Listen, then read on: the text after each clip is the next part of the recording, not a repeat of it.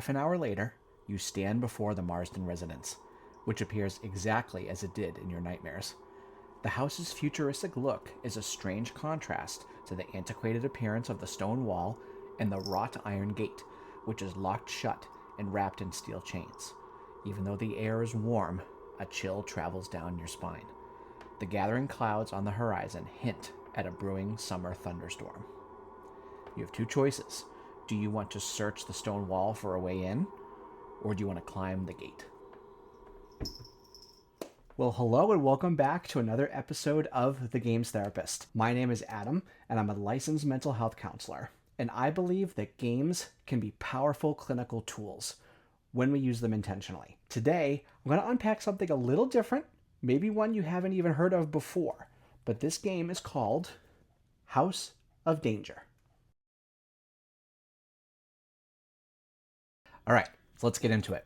What is House of Danger? It's a cooperative narrative adventure where the client is going to be making choices for this one singular character. The story centers around exploring a mysterious house that the main character is having recurring dreams, one would argue nightmares, about. The activity is structured into 5 chapters with multiple endings based on the choices that the main character makes. This activity works really well for individual therapy, for group therapy, or family sessions. I have used this activity with as many as 5 people. It is best suited for ages 10 and up, and I'll get into my thoughts on that later. The emotional tone for this activity is a slow burn tension. It's choice heavy, and it builds investment in the narrative over time. This activity is not fast-paced by any means. It's much more about anticipation and uncertainty. The time commitment for this one is a bit heavier than in the previous games I've reviewed. Each chapter can take about an hour to complete. So this would take up an entire 50-minute outpatient session. Realistically, this activity would take about 5 to 8 sessions to fully complete. So what does House of Danger target from a clinical perspective? This activity works really well for rapport building especially. And with kids and teens, it's kind of been a big hit. This activity can be used at really any stage of treatment, not just the beginning when we're building rapport, especially if you want to observe responses to stress and how clients make decisions in the moment. Treatment goals that I believe House of Danger can address would be emotional regulation, problem solving, anxiety management, frustration tolerance, impulse control, and how to sustain attention. This activity is especially useful for clients who often struggle with owning their own decisions, as well as clients who are learning how to tolerate ambiguity. This activity works great for clients who struggle with accepting outcomes that they can't undo. Also supports social skill development and opportunities for clients to practice more assertive communication. This activity also encourages perspective taking and flexible thinking. So, what is House of Danger's use in a therapy session? Well, there's a few things that I'm paying attention to. How does the client handle waiting? Are they fidgeting? Are they disengaging? Are they restless? Do they have a lot of energy in their body? How do they respond to losses? How do they recover from a situation not working out the way that they are hoping for? Do they shut down? Are they going to pull back from engaging with me? Are they starting to blame themselves? Or are they starting to blame me? How does the client respond to uncertainty? A big part of House of Danger is these moments where you are rolling the dice to see how successful of a move you are making against a creature or some kind of challenge. That dice roll is up to chance. There are some modifiers that you can add that can boost your chances of being successful, but it truly is a toss-up when you roll those dice. Is this client playing to win? Are they playing to connect? Or are they playing to avoid? Rules I flex. With using games in therapy, there's 2 things that I really just want all of you to keep in mind. I personally would rather work with the stress than remove it entirely. For me, using games in therapy is not about engineering the client's success. For me, it's much more about staying present with reality. For House of Danger, rules I flex, it's a big no.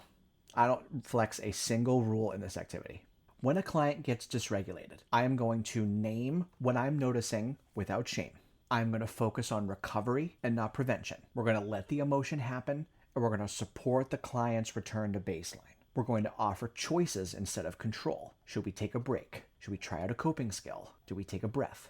Let's talk about the endgame scenarios of House of Danger. House of Danger has 5 different endings depending on the choices that the client makes during the entire story. The 5 different endings is one of the more unique aspects of House of Danger. When they do complete the story, I use that ending as a reflection point. And if you're interested, I have created a list of reflection questions. Overall, what was your experience with this activity? What did you learn about yourself throughout this? Which particular chapter was especially challenging and why? Things like that. The outcomes that they experience are explicitly tied to their decisions. It is not due to randomness. These are their decisions, and this is what came of those decisions. All right, my favorite part of the video, which is the therapist verdict. For therapeutic value, I rated this activity a 4 out of 5. House of Danger consistently gives me clinically useful material to work with. It elicits a wide range of emotions: frustration, joy, accomplishment, uncertainty. There is a constant decision-making that is going on in this activity. It naturally supports treatment goals while also keeping clients engaged across multiple sessions. For flexibility and adaptability, I actually rated this a 2 out of 5, but let me explain. This activity is very structured and it is not easily modified. I view this as a strength. These are their choices. They have to live with and respond to the outcomes of their choices. For engagement and buy-in, I gave House of Danger a 5 out of 5. This activity has high engagement when you frame it as an ongoing story that's going to take place across multiple sessions. Buy-in usually does happen quite quickly. You're going to know by the end of session 1 whether you're going to be doing chapter 2 in the next session.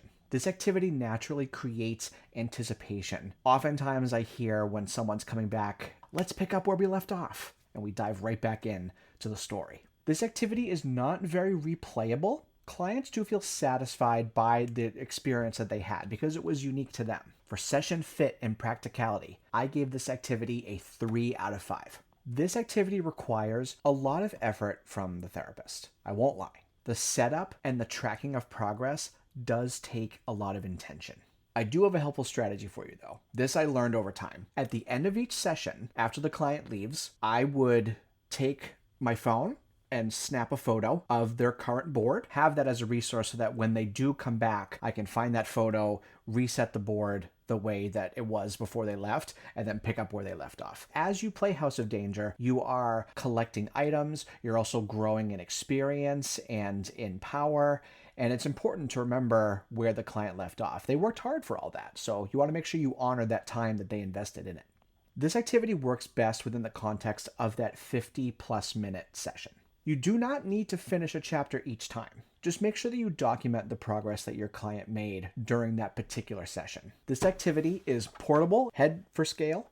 It does come with a lot of cards that have the story written out on them, a couple other small pieces. So maybe if you're going into homes, you might have to be wary of the small pieces for pets or even for infants, if there's any infants around. There are some mild horror elements to House of Danger. I want to encourage you to be mindful of your client's sensitivity.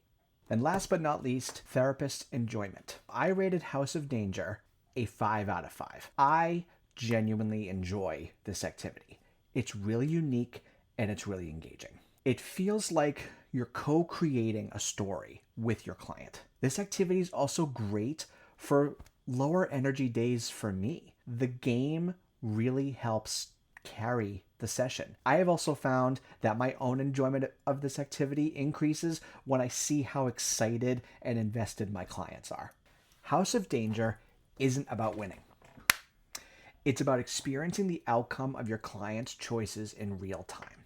That right there is where the clinical value really, really lives. It gives clients a chance to feel, a chance to react, and a chance to recover, all within a contained and safe space. If you're willing to stay with those moments instead of trying to smooth them over, this game can be really, really powerful. If you like these reviews or have found them helpful, please leave a comment. I love this community. I love having opportunities to interact with this community. Y'all have been so incredibly supportive since day one of this channel, and I am so immensely appreciative. I hope that my shorter beard wasn't too much of a distraction today. Y'all, it was getting long. Like, look at him. Whew. It had to be done.